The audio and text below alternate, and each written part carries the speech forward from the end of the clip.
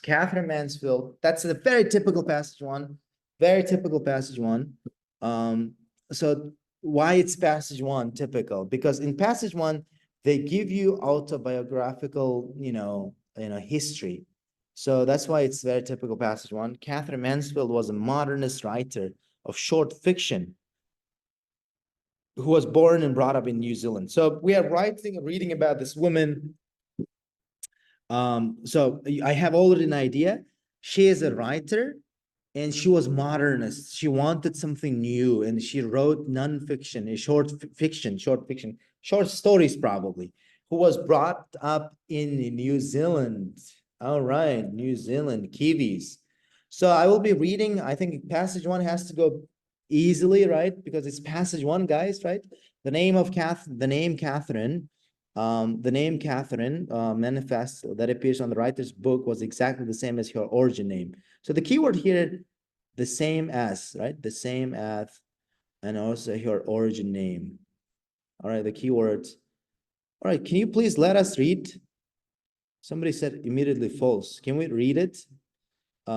Again, that's why I didn't want to send them the questions, because you guys will do it. Because the problem, you see, I don't do them before I do them. The last one I did in the classroom because I didn't have anything to use in my offline lesson. For example, these most of the time, any video walkthrough I don't do it in advance. No, that's okay, Russell. I'm just saying that. That's completely fine. I do these things with you. I'm doing them for the first time as well. I did business innovation for the first time with you. I'm doing this with you, for the first time too. So Mansfield won a prize for a story she wrote for High School Reporter. Okay, apparently she wrote it. She won a prize for that. And how Peril and Kidnapped. It's very easy to see. All right, it's very easy to see. Portrayed Maori people in a favorable way. What does favorable way means, guys? Portray someone in a favorable way. Portray somebody in a favorable way. Likeable. Positive, thank you. Positive. When Mansfield was at Queen's College, she planned to be a professional writer. She wanted to be a professional writer. Mansfield was unpopular with other students. Apparently, she wasn't liked. In London, Mansfield showed little interest in politics. She didn't show any interest. One word and or a number.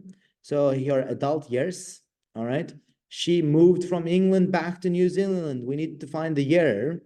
First paid writing work was in a publication based.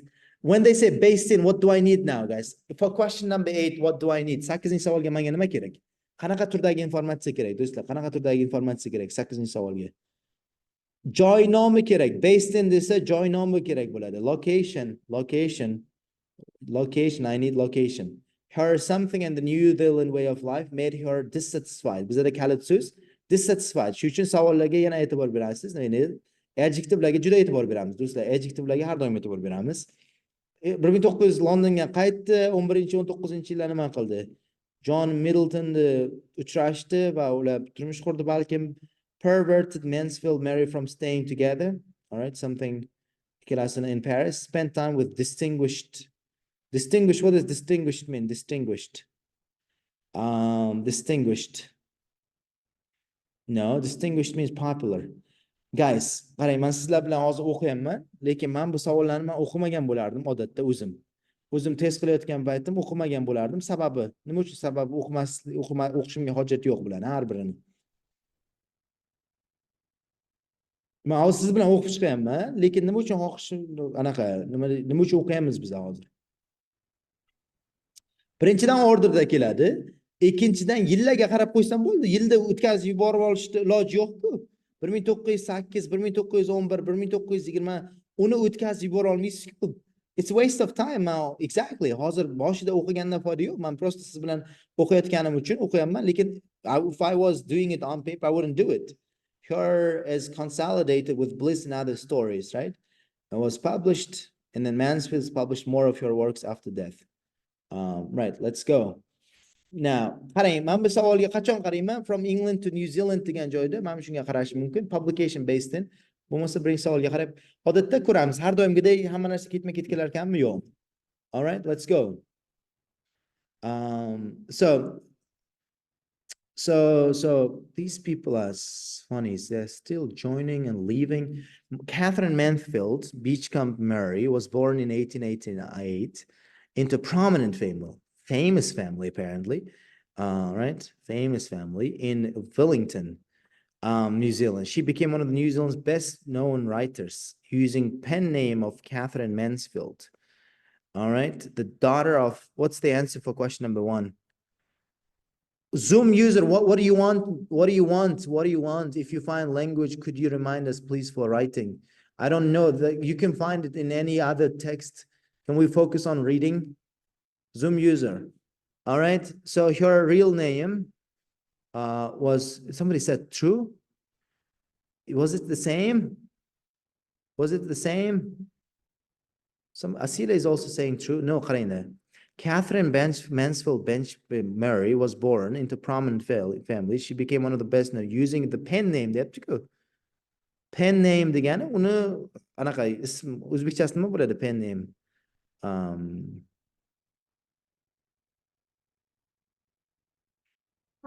Tahallus bo'ladi, exactly. Tahallus, laqab emas, tahallus. Tahallusi deyapti. Catherine Mansfield bo'lgan ekan. Lekin uni ismi nima? Beachcombe Murray ekan. Javob nima bo'ladi? Javob false bo'ladi. Bu aniq pen name turibdi-ku, original name'idan. Demak, javob nima bo'ladi? False bo'ladi. Chunki uni ismi mana bunaqa ism. Uni bunaqa ishlatyapti. Shuning uchun javobimiz birga false bo'ladi. The daughter of a banker and born into a middle class family.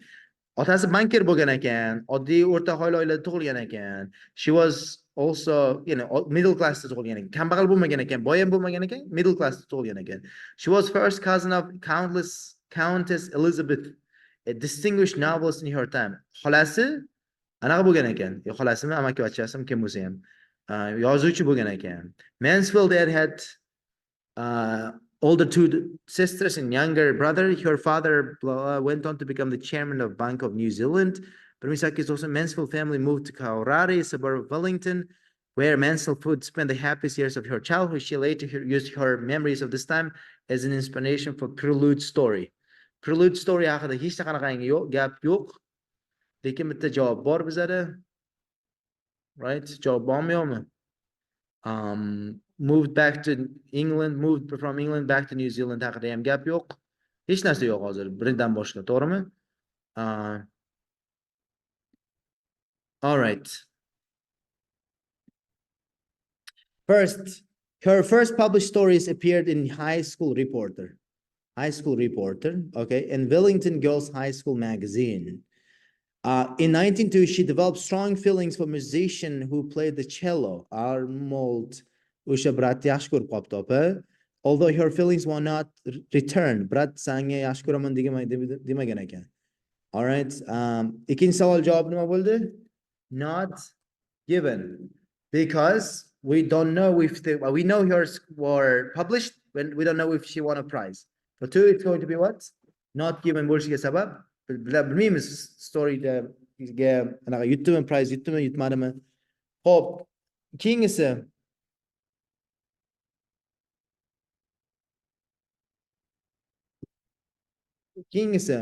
Mansfield herself was an accomplished cellist. Nima o'qigan ekan? Bu qanaqa o'qilardi?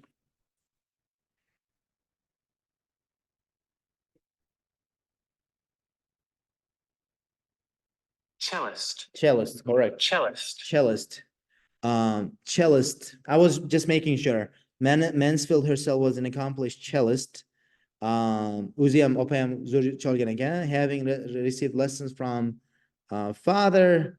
Mansfield wrote in her journals of feeling isolated to some extent in New Zealand in general terms of her interest in the Maori people, who are often portrayed in a sympathetic light. Sympathetic light the ko'rsatgan ekan opa. Sympathetic light nimaga sinonim bo'ladi? Favorable way ga sinonim bo'ladi. Shuning uchun uchinchi savol javobi true bo'ladi. All right, so the answer is going to be true. Ko'pchilik aytyapsiz, kommentda ham to'g'ri. Chunki opa ularga nisbatan sympathetic bo'lgan ekan storylarida. Misol uchun mana shu anaqa storiesda. She moved to London in 1903 Bizga qaytgan yili qiziq. She attended Queen's College along with her two sisters. Mansfield recommenced again. Recommenced means re-began. Re-began. Here it means re-began. Re-began. Restarted again. Restarted playing cello, an occupation that she believed would take up professionally. She thought that she would eventually become what? Cellist. So the answer is going to be not true. It is false. It is false. Guys, she didn't want to be a writer. She wanted to be, playing. So the answer is going to be what? Come on. False. Right? Why? Because she didn't want to be, right, back then, professional writer. She also, I don't know, cello is a musical instrument. She also began contributing to college newspaper with such dedication to that she eventually became its editor. All right, she became editor. She was particularly interested in the works of the French writers of the period, British writer Oscar Wilde, and she was appreciated among fellow students at Queen's father lively, charismatic approach to life and work. Can you explain for clearly what? Okay. I guess I found.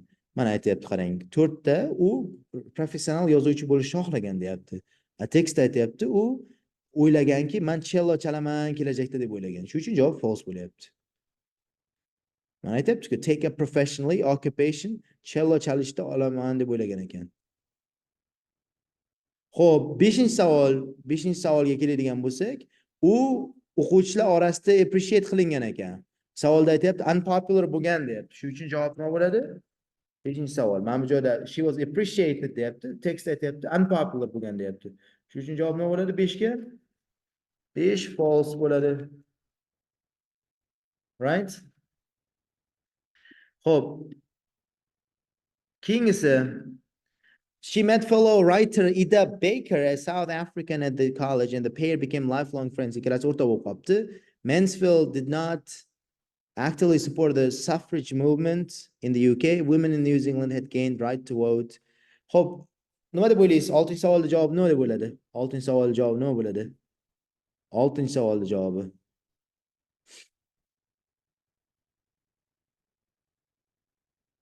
True. Some people are saying not given, true,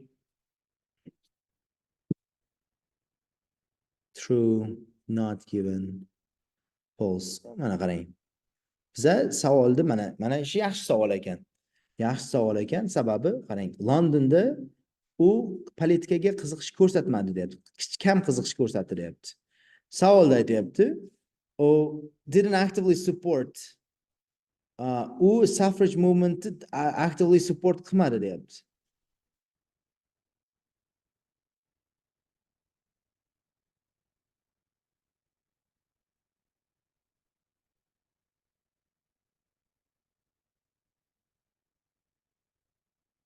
Well, I know what suffrage movement is.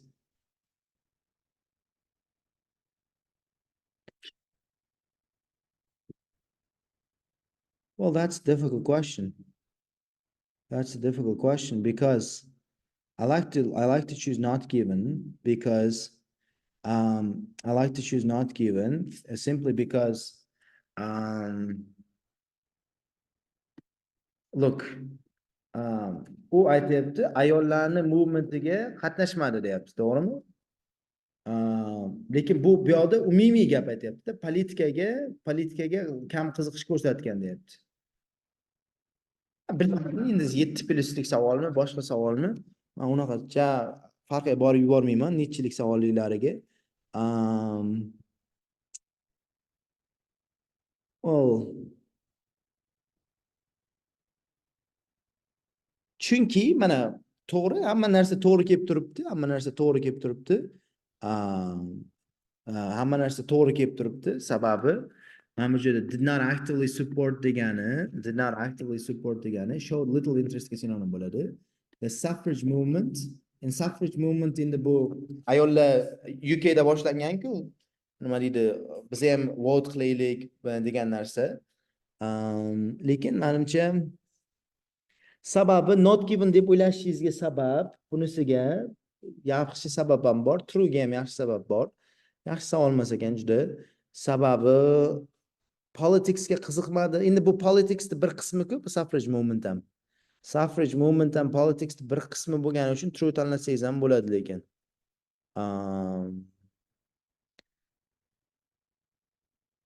No, unaqa narsalardan test qilmaydi Umar. Bu yoqda London degan ekan, bu yoqda UK degan ekan.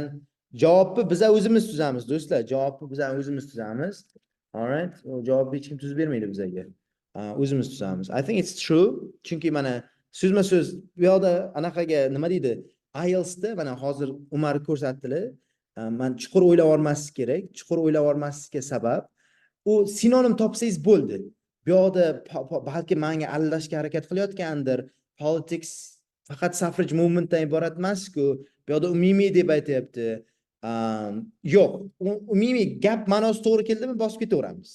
Alright, masalan, bu yoqda UK degan, bu yoqda boshqa narsa degan deb turib, o'ta chuqur o'ylab olmaymiz. Hozir bu javob aniq true bo'ladi. Sababi IELTSda chuqur o'ylab olmasligingiz kerak. Ayniqsa passage one true false not givenlarda ma'no ko'rinib turibdimi, bosamiz. Alright, you choose the answer. Bu yoqda did not actively support degani showed little interest ga sinonim bo'ladi. Mana suffrage movement. Mana bu yoqda aytdilar UK turibdi, bu yoqda London turibdi, shu uchun bilmaymiz, shu uchun not given tanlaymiz deb nima deydi? Javobni nima deydi? O'zgartirmaymiz. Same thing, so we're going to continue. So Mansfield first began journeying into the other parts of Europe in the period 1996 and 90, mainly Belgium and Germany. Belgium and Germany sayohat qilgan ekan opa. After finishing her schooling in England, she returned to home in 1906. Demak, 7-chi savolga nima bo'ldi javob? 7-chi savolga javob 1906 bo'ldi. Hope, only beginning to write short stories in a serious way. She had several books published in Australia in a magazine called Native Comparison. Native Comparison da opa yozgan ekan. Xo'p, javob nima bo'ldi shunda? So, 8-chi savolga javob nima bo'ldi? Location qayerda ekan? Native Comparison location qayerda ekan? 8-chi savolga. Australia, exactly. We need to find Australia.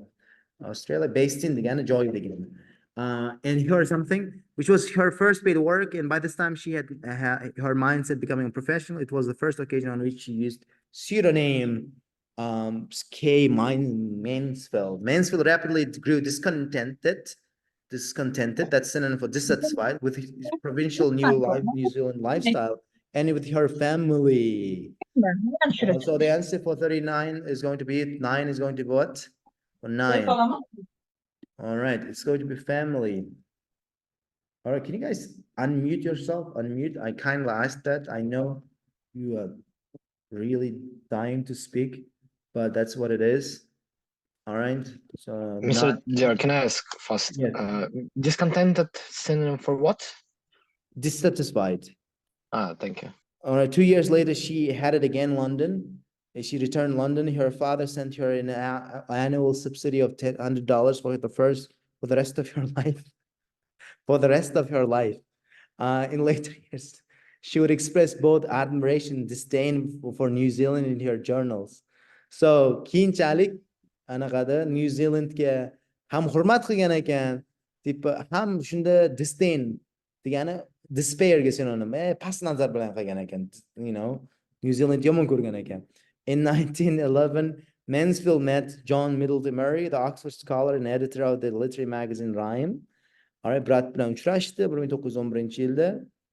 They were later to marry 1918-yilda hayot boshladi ular. Mansfield became a co-editor of Rhyme, which was a supplement called the Blue Review, in which more of her works published. She and Mary lived in various houses in England and briefly in Paris. The Blue Review failed to gain enough readers, was no longer published. Their attempts to set up as writers in Paris was cut by Mary's bankruptcy. So what's going to be the answer for question number 10? It's going to be what? Bankruptcy. Nima to'xtatdi uni? 10-chi savolda. Bankruptcy to'xtatdi, exactly. So the answer is going to be what? Bankruptcy. So Cut short degani bu yerdagi pervertedga sinonim bo'ladi. Which resulted from the failure of this in other journals. Life back in England meant frequently changed address and very limited funds. Oxiri qiynalyapti, pul yo'q. And between 1915 and 1918, Mansfield moved between England and Bordeaux, France. She and Mary developed close contact with other well-known writers of the time, such as these people. Oh, even Aldous Huxley as well, people. So, well, with distinguished what? Distinguished is synonym for, you know, well-known. So the answer is going to be what? Writers. All right. So by Mansfield had become seriously ill. She had been diagnosed with tuberculosis and was advised to enter sanatorium boarding. And again, she could no longer spend writers in London in the autumn of 19. She was so ill that she decided to go to Italy. It was the publication of Bliss that was solidified reputation as a writer. Okay. Okay, what's the answer for question number 12?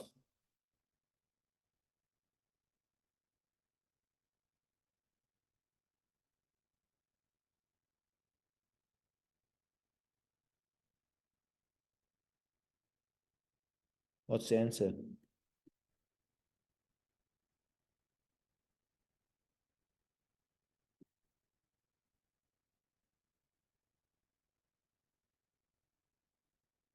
This should be was, by the way, but not as it was.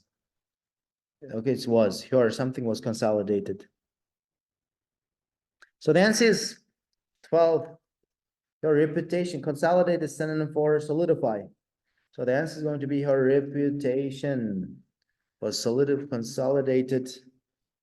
So Mansfield became also spent time in London, tenant of your father's cousin at Villa. She wrote 8 stories, including this and that, the latter of which pronounced to be the only story that satisfies me to any extent. All right, we need to find the last question. Mansfield produced a great deal of work in the final years of her life. Much of her prose poetry remained unpublished at her death. After her death, her husband Murray took on the task of editing and publishing her works. All right, so the last one, who published her works? Her husband, exactly. So the husband did the job. His efforts resulted in the 2 additional volumes of short stories. For 13 is going to be what? After her death, her husband Mary took on the task of editing and publishing. Published. That's going to be husband. So we're gonna now make a keyword table, guys. We're gonna make a paraphrase table. Let's very quickly make the paraphrase table. All right, let's make the paraphrase table. So we're gonna be insert table. Let's go. Words and questions, words and text, and passage more specifically. All right, so the first one, exactly the same. No, it wasn't exactly the same. So there's no need for me. I think exactly the same. I guess also I can use a pen name was the keyword for me, right? Not exactly synonym, I know, but still favorable way, in a favorable way. What's synonym for favorable way in the text they used? Favorable way. No, it wasn't positive. I think they used the word sympathetic light. Sympathetic light, number 3. Number 3. Oh, that's number 3, by the way. That's number 3. What about number 4? Number 4, she planned to be a professional writer. She planned to be a professional writer. No, in the text it said she wanted to take up professionally. Cello, play the cello, playing the cello, play the cello, take up professionally. Professionally. She wanted to be actually cello player. Number 5. And unpopular with the students. No, she was actually popular. Unpopular with the students. There's contradiction. There is contradiction. What is the contradiction here? She was actually appreciated among fellow students.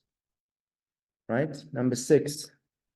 What is number 6? showed little interest. Showed little interest means interest here, did not actively support.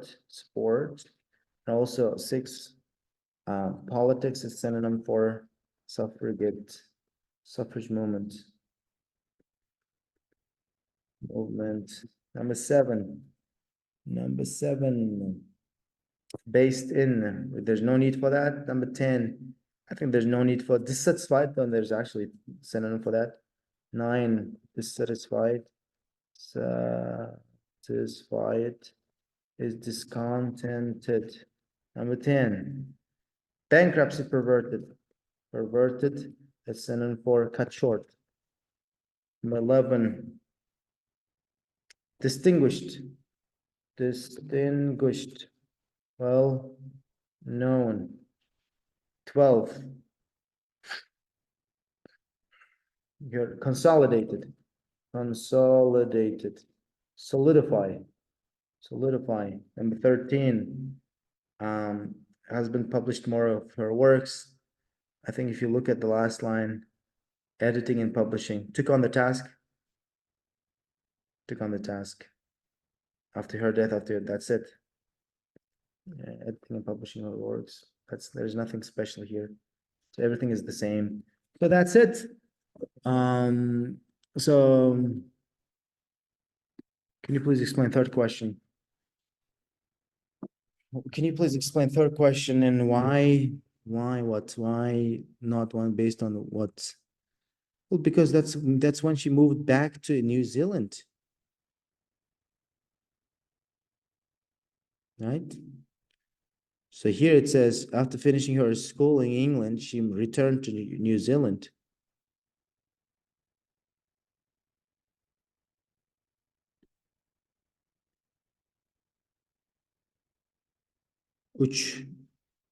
Mana 3-chi savolda aytyapti, mana shu kitobda u Maori people'ni pozitiv ya'ni favorable degani ularni yaxshi ko'rsatgan deyapti, yaxshi ta'riflagan, pozitiv tarzda ta'riflagan. Tekst ham aytyapti, xuddi shunaqa. Sympathetic degani shu yaxshi degani. U Maori people'ni portray qildi degani, portray so'zi bilan beribdi, o'zgartirmabdi ham. In a sympathetic light degani pozitiv tarzda degani. Mana shu so'zni, sympathetic so'zini favorable so'zga tengligini bilishingiz kerak, tamom. 13 uchun tushuntiramiz. 13 kimdir publish qilgan, to'g'rimi? Bu kim? 13 anaqada, mana turmush o'rtog'i, eri bu anaqa bu opa vafot etgandan keyin, rihlat qilgandan keyin qolib ketgan asarini olibdi-dani, o'zi u ham yozuvchi edi-ku, editor edi, muharrir edi. Edit qilib o'zi publish qilib yuboribdi. Kim qilgan deyapti? Her husband. Mr. Jar, can I ask real quick? Yes. Is it possible to have in answer possessive s? What do you mean? For example, you have answer and you have possessive s in your answer. For example, husbands. Is it possible? Not here, I mean just in... Maybe, I don't know. I've never seen one. All right. So guys, we made the yes, we can do that. On a bankruptcy, perverted deyapti. Mansfield Parijda turmush o'rtog'imi, bular Parijda nima uchun tura olmadi? O'sha tura olmasligiga to'sqinlik qilgan omil nima edi deyapti. To'sqinlik qilgan omilga qarasangiz, bular mana bu gazetda yopilib ketdi. Keyin ular Parijda yashamoqchi edi. O'sha opa bankrot bo'lgandan keyin, turmush o'rtog'i bankrot bo'lgandan keyin Parijda tura olmabdi. Ularni Parijda yozuvchi bo'lib turamiz degan plani cut shortga sinonim deb yozib qo'ydik mana bu yerda. To'g'rimi? Perverted degan cut short bo'ldi. Sababni topishimiz kerak edi, o'sha bankruptcy bo'ldi. Endi maqola o'qiymizmi do'stlar?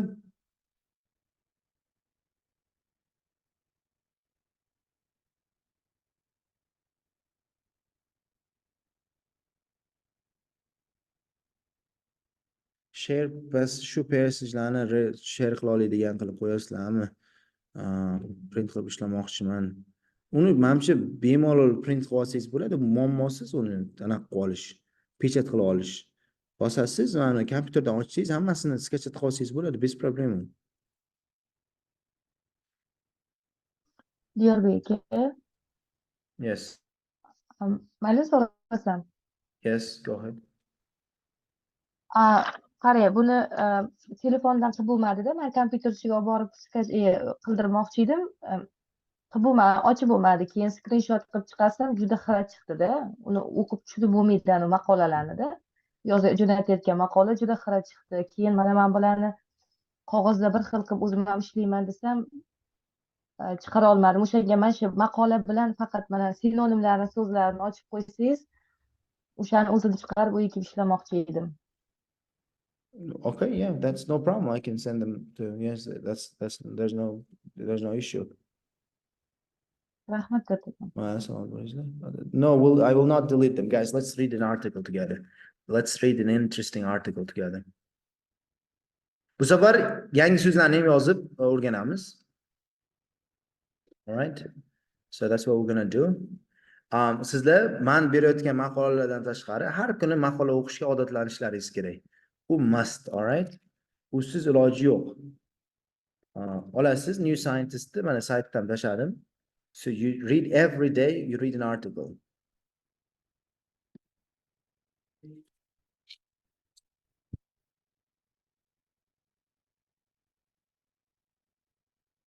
Kechagi safargisida good chunks of language, we couldn't take them down. But today we're going to do that. Today we're going to take down all the good language from New Scientist.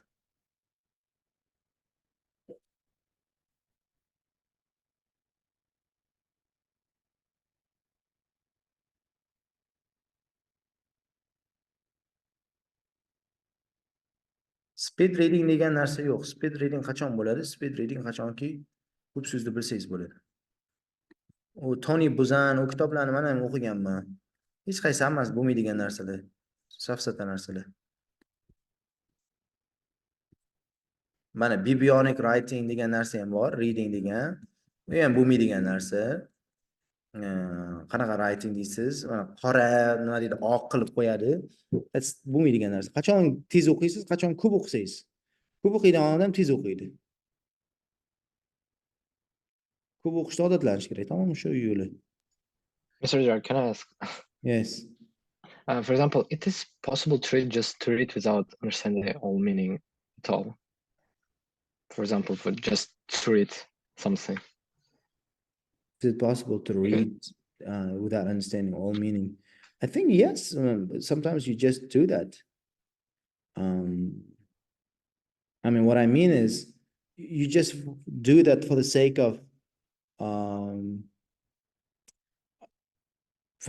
of finding synonyms. Sometimes I honestly don't think most people understand what they are reading in passage one. They are simply matching, synonyms. That's what they're doing. All right, let's go. We're going to read the latest edition of New Scientist. All right. So let's go. Growing alarm over ultra-processed food is anti-science and misplaced. Stick to the evidence, says biologist. Xo'p, brat aytayotgan ekan, biza ultra-processed foodga to'satdan hammamiz xavotirlanib boshladik, uni yomonlab boshladik.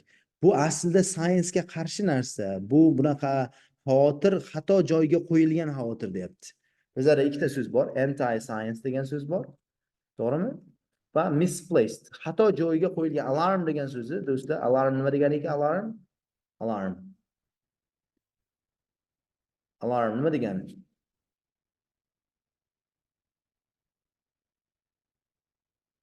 Xavotir, concern degani, all right? Mana hamma xavotirlanadiki, ovqatlarimiz ultra processed bo'lib ketdi, endi nima qilamiz degan xavotirlar o'rinsiz demoqchi. O'rinsiz emas. All right? They are saying this concern is misplaced. Stick to the evidence. Nima degani stick to the evidence? Stick to the evidence. Stick to something. What does it mean, stick to the evidence? No, it doesn't mean. No.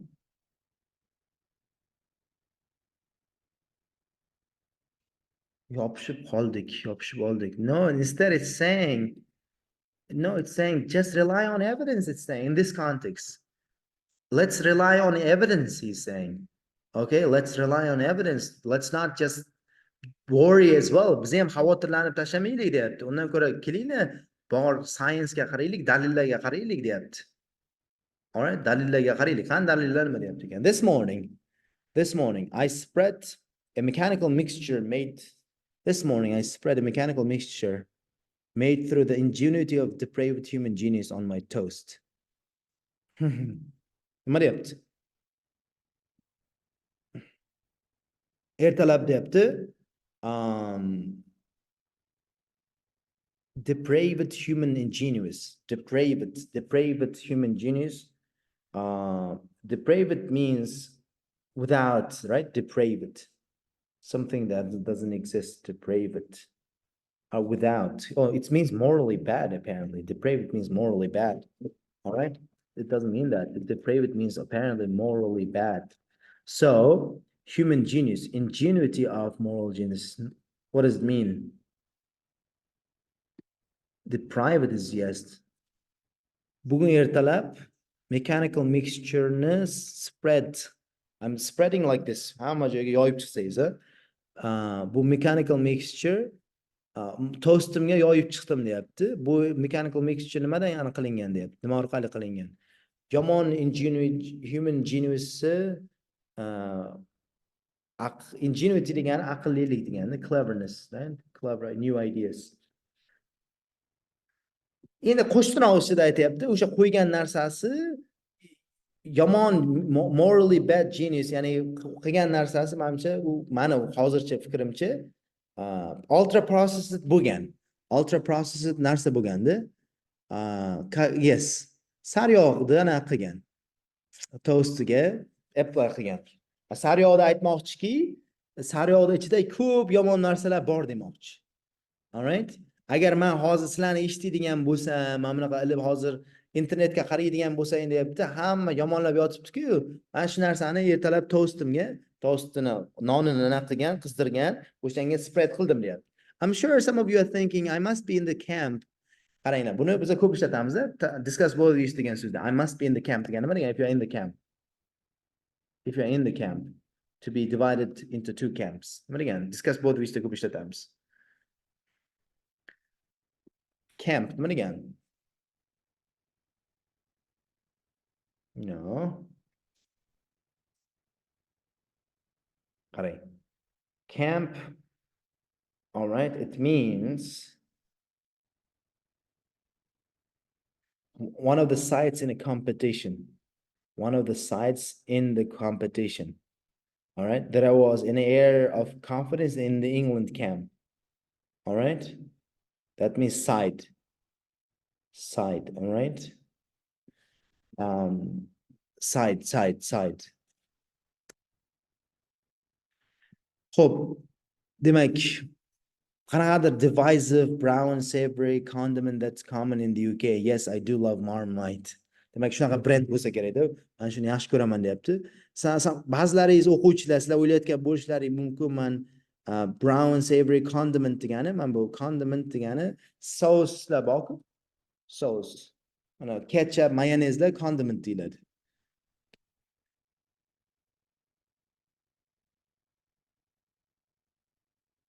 All right, condiment degani sauce ekan.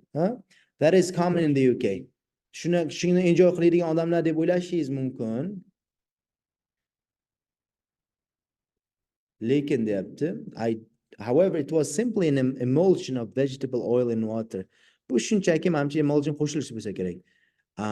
Vegetable oil bilan waterni aralashgani-ku deyapti. A processed, more sustainable, healthier alternative to animal product. Anaqani animal productga sustainable roq, ya'ni tabiatga zarar yetkazmaydigan sog'lom alternativ deyapti. All right? Hope. In other words, it was margarine. demoqchi. Margarinni qanaqa o'qilishini bilmayman. All right, margarine. Margarine again. Margarine. It was margarine, and those alarmist words were uttered about it in the late 800s, the US politician, a decade or so after it was first sold.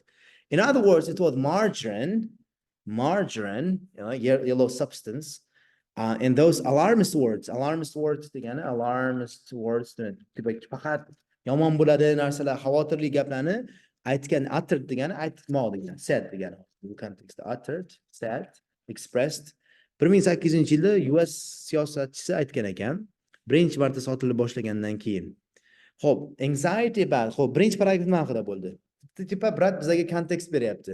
Hozir men ertalab yedim, tostimga sariyog'ni surtdim, sen aytishing mumkin bu yomon narsa deb, lekin men o'ylamayman, unaqa narsa deb o'ylamayman. Bu shunchaki sog'lom alternativ deb o'ylayman, deyapti. Xo'p, ketdik. Anxiety about new foods and how they are produced continues today. Xavotirlar yangi ovqatlarni haqida va ular qanaqa ishlab chiqarilishi haqidagi xavotirlar davom etyapti. Public discourse degani jamoatchilik o'rtasida jamoatchilik suhbat qiladi-ku. Jamoatchilik suhbatida, diskussiyasida juda ko'p overhype qilinadigan xavotirlar bor. Mana shu ayniqsa ultra processed foodga ular biz UPF deb ham atadik. Demonically unhealthy.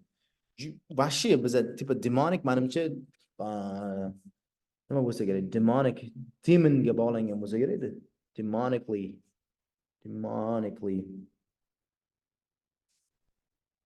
Demonic means, yes, connected with demon. You see? Demon. Yes, demonga bog'liq. O'ylaganimizdek, demonga bog'liq. But how and where that what we eat is made is not proxy for how safe or nutritious it is. Lekin aytyapti, brat aytyapti, qanday qilib va biz qayerda nima yeyotganimiz, okay, but how and where what we eat is made is not proxy for how safe or nutritious it is. Aytmoqchiki, bu o'lchov birligi bo'lsa kerak, proxy. All right, proxy, it's like what? It's something that you use to represent something else. Something that you use to represent something else that you are trying to measure. O'lchamoq degan narsada qarang. Men qayerdan bildim? Kontekstdan oldikdani men proxy so'zini qayerdan bilaman? O'zi Amerika bilan deylik, Amerika bilan Rossiya o'rtasida men eshitgan ko'p kontekstda Amerika bilan Rossiya hozir Ukrainada proxy war deb ko'p eshitganman. Proxy war. Lekin men kontekstdan foydalanib, u ma'nosini bilmasam ham chiqarib olishga harakat qildim. Sababi mana ma'noda faqat shu kelib chiqyapti. Mana endi proxy so'zini tekshirsangiz, something that you use to represent something else, ya'ni narigi narsani represent qilish uchun ishlatilgan narsa, or that you are trying to measure or calculate, o'lchashga yoki hisoblashga harakat qilayotgan narsangni ifodalaydigan narsa deyapti. Demak, biza hamma so'zni bila olmaymiz. Chunki hamma so'z juda ko'p. Ingliz tilida shu mana bilasizmi? Boxer degan so'zga sinonim bor ingliz tilida. Boxer degan so'zga. Nimaga kerak shu so'z? Boxer degan so'zga sinonim, to'g'rimi? Lekin shu so'zga sinonim bor. Endi juda ko'p so'z bor, hamma so'zni bila olmaysiz, shuning uchun siz kontekstdan bila olishingiz kerak. Being wrapped in plastic, having more than 5 ingredients or containing something you cannot pronounce doesn't tell you if it's good for you. Plastikka o'ralgan bo'lsa, 5 tadan ko'p ingredienti bo'lsa, siz talaffuz qila olmaydigan narsalar ichida bo'lsa, bu nimani anglatmaydi? Senga yomon, yaxshi degan narsani anglatmaydi. Doesn't tell you if it's good for you. It just tells you where it was probably made. Zavodda ishlanganini aytadi faqat senga. Aytmoqchiki, zavodda ishlangan narsa deyapti. The term ultra processed was first in 2009 by Carl's nutritionist Brad, birinchi marta aytgan ekan, 2017-yil paperda he said he was worried that social life was being weakened in his native Brazil. Uni yashagan, o'zi tug'ilgan joyida ijtimoiy hayot zaiflashtirilgan ekan. That the shared experience of cooking was being increasingly lost and people were not eating together. Uni fikricha odamlar o'sha birgalikda pishirmay qo'ydi va birgalikda yemay qo'ydi. He was also seeing rates of diabetes and obesity. All right. Yana shu bilan birgalikda obesity bilan diabetni darajasi oshib ketayotganini ko'rdi. Keen to identify the root cause yaxshi so'z ekan-a? Sizga task 2 ga yaxshi. Identify the root cause of these perceived issues. He homed in on food not made at home and but not in factories. Qarang, home in on degan demak anaqa bor bizada phrasal verb bor ekan. Home in on ni men bilmayman nimaligini, hozir tekshiramiz siz bilan. Home in on something degani ekan to aim at something. To direct your thoughts ekan. To direct your thoughts degan ma'nosi bor ekan. Home in on degani nima degani ekan? To direct your home in on. To direct your thoughts degani ekan.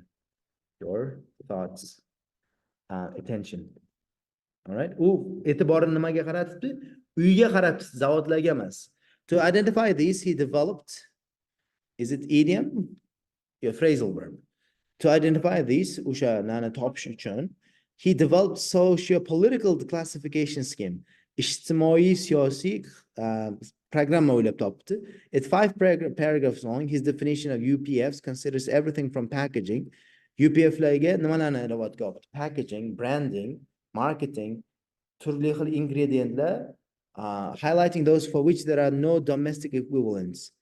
Ayniqsa uyda unga ekvivalent yo'q bo'lgan narsalarni ayniqsa qarabdi. Ingredient masalliqlarni qaysi turiga qarabdi? Unga alternativ yo'qlariga, demak yomon nazarda qaragan. It's subjective, using phrases like many and some, but on the whole it does a fantastic job telling you if a food was made in small kitchen or not. Lekin uni bergan 5 paragraflik narsasi zo'r ekan. Chunki ovqat kichkina oshxonada tayyorlanganmi yo'qmiligini uni anaqasini o'qib bila olasiz. Homemade potato veggies endi ovqat turi bo'lsa kerak. Or chocolate cake would not be classed as UPFs, but store-bought tofu or prepared salad would be. Uni yozishicha homemade potato veg, uyda yasalgan potato veg mamchini tipa kartoshkadan qilingan biron narsa yoki shokoladdan qilingan cake UPF deb hisoblanmaydi. UPF deb aytdik-ku, tepada ultra processed food dedi. Ultra processed food. Lekin do'kondan olingan tofu bilan do'kondan olingan salat hisoblanadi UPF debdi. Herein lies the problem. Muammo mana bu joyda. Muammo nimada ekan? UPF categorization was never designed to group foods on the basis of nutrition. Muammo nimada ekan? Ultra processed food ni kategoriya qilayotgan vaqtimizda hech qachon asosi sifatida ozuqaviylik qilib guruhlanmagan. Montero states that this explicitly, right in the title of his seminal degani menimcha seminal bo'ladi, menimcha seminal deb o'qiladi. Seminal degani hamma narsani o'zgartirib yuborgan, bu asosiy juda keyinga unga qarab o'zgartirilgan bo'lsa biron narsa, bitta kitob chiqdi, o'sha kitob keyingi asarlarga juda keskin influential bo'lgan bo'lsa seminal bo'ladi. All right, hozir tekshiramiz. Seminal, very important in having a strong influence on later developments. Keyingi unga qarab, bu brat 2016-yillarmi 17-yillar paper chiqaruvdi. O'sha paperini title'da o'zi aytib qo'ygan ekan. The issue is not food, no nutrients, so much as processing. U aytgan ekan, muammo ovqatda emas yoki uni ichidagi ozuqalarda emas, muammo uni qanaqa qilib ishlov berilayotganda, qanaqa qilib ishda tayyorlanayotganida ekan. Despite this, many well-meaning nutrition scientists have attempted to use his framework in studies looking at links between diet and health. Shunga qaramasdan, ko'p yaxshi niyatli olimlar ham, ozuqalar bilan shug'ullanadigan, ovqat bilan shug'ullanadigan olimlar ham uni frameworkini, ya'ni framework yozib ketdiki 5 paragraflik. 5 paragraflik frameworkini nima deydi, sog'liq bilan dieta o'rtasidagi bog'liqlikda foydalanayotgan ekan. The results are understandably bewildering. Hammani hayron qoldiradigan. And to be expected when the category, kutilganidek, when the category includes everything from salty, oily potato crisps to fiber-rich soya beans. Chunki ichiga nimalar kirib ketgan? Xo'p, bu kategoriyaning ichiga potato crisplaridan tortib, yog'li, tuzli, fiberga boy soya mince nimaligini bilmayman. Mince topish kerak endi. Qanaqadir ovqat turi. One particular category I have been researching is in a fierce spotlight. plant-based meats. Ayniqsa bitta bu opa o'zi manimcha vegetarian bo'lsa kerak. Opa o'zi shunga jahli chiqayotgan ekanda. All right. Hop, ayniqsa bitta turdagi kategoriya, one particular category I've been researching. Bu research qilayotgan kategoriya in a fierce spotlight. Ayniqsa hamma shunga e'tibor beryapti. Fierce spotlight degani hamma media shunga e'tibor beryapti. Bu ham bo'lsa plant-based meat, plant-based meatlar. O'simlikdan tayyorlangan go'shtlar, mana o'simlikdan tayyorlangan go'shtlar bo'ladi. Men USda paytim yeganman. Go'sht ta'mini beradi, lekin go'sht emas. Musor narsa qisqasi. Just like pork sausages and chicken nuggets. All right. Pork sausage-ga o'xshab yoki chicken nugget-ga o'xshab plant-based alternatives are made in factories. O'simlikdan alternativlar va zavodda aniq qilinadi. So are considered UPF. Zavodda tayyorlangani uchun ultra processed food hisoblanadi ekan. But unlike their meat counterparts, uni meat o'rtoqlaridan, go'sht o'rtoqlaridan farqli o'laroq, ular antibiotik kerak emas, ularga gormon kerak emas productionida. Ular nimani orttirmaydi?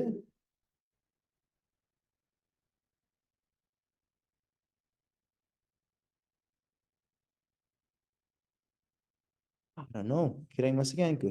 Don't increase the risk of zoonotic diseases involving require up to qarang. Ularni go'sht o'rtoqlaridan farqli o'laroq antibiotik kerak emas yoki gormon kerak emas ishlab chiqarilayotganda va zoonotic diseaselarni rivojlantira olmaydi. 90% lower need up to 90% loss water and keyin endi anaqalarni aytyapti. 96% kamroq joy kerak, 98% kamroq lower emission bo'ladi, 99% kam suv ketadi va 100% hech qanaqangi animal o'lmaydi. Opa endi foydalarini sanab tashadi bunaqa go'shtlarni. Bunaqa go'shtlarning foydasi dedi, yer kerak emas, tabiatga zarar yetkazmaysan, suv kam ishlatasan, umuman hayvon o'lmaydi. Qisqasi opa chiqilgan liberal ekan. All right? Opa liberal ekan, endi bizga ko'ndirishga harakat qilyapti. All right, many. And side by side, they are almost always healthier than the processed animal meat products they replace. Because bishtas aytibsan. Aytibdi, ikkalasini yonma-yon qo'ysak deyapti. Anaqalar plant-based o'simliklar deyapti. Go'shtlar nimadan yaxshiroqmish? Haqiqiy go'shtdan yaxshiroqmish. Ayniqsa fat bilan fiberga keladigan bo'lsak. Supermarketga keyingi safar kirgan payting deyapti, nima qil deyapti? O'simlikdan qilingan go'sht bilan haqiqiy go'shtni solishtirib ko'rgin deyapti. All right? Okay, unaqa bizda Toshkentda o'simlikdan qilingan supermarketlarimizda yo'q menimcha. Bormi? Kimdir ko'rganmi? O'simlik ko'rganmisiz? O'simlikdan qilingan plant-based meat bormi Toshkentda?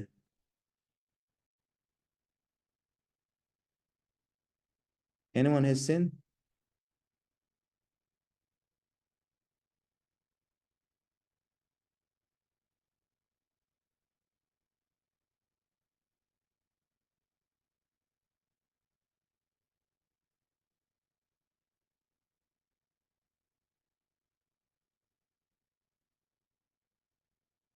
Manam ko'rmaganman. All right. Many loud voices are raising concerns. Nima degan raising concerns do'stlar? Raising concerns. Raising concerns.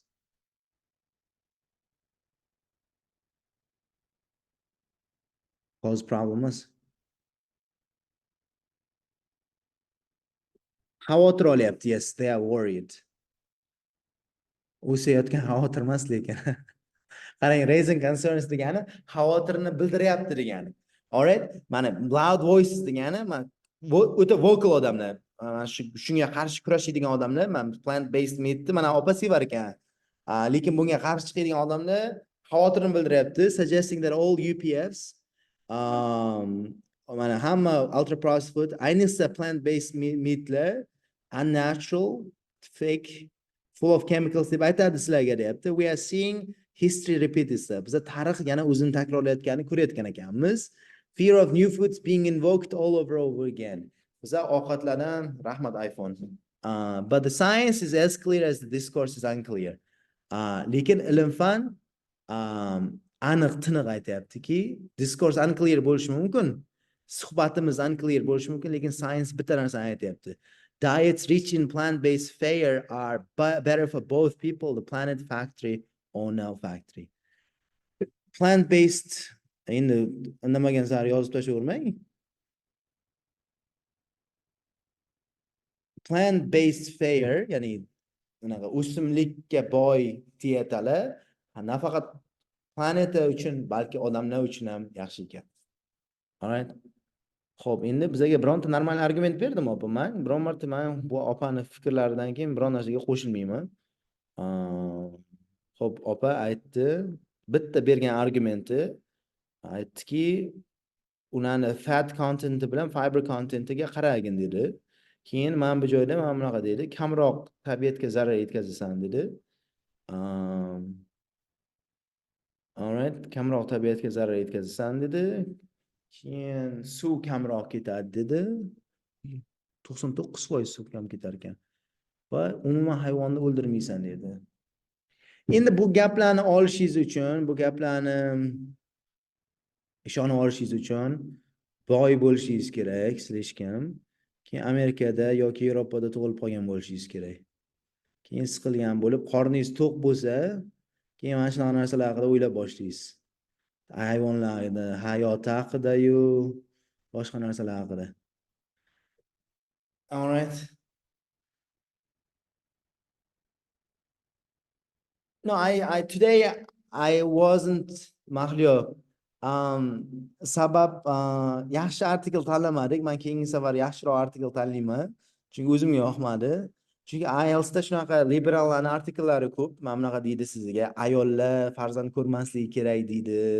Yana nimadirlar deyaveradida, bular yana birdan ishonib ketavermaslik kerak bularning gapiga. Lekin haqiqatan qiziq ekan, menga ham yoqdi. All right. Endi do'stlar, any question time. If you have any questions, you can ask.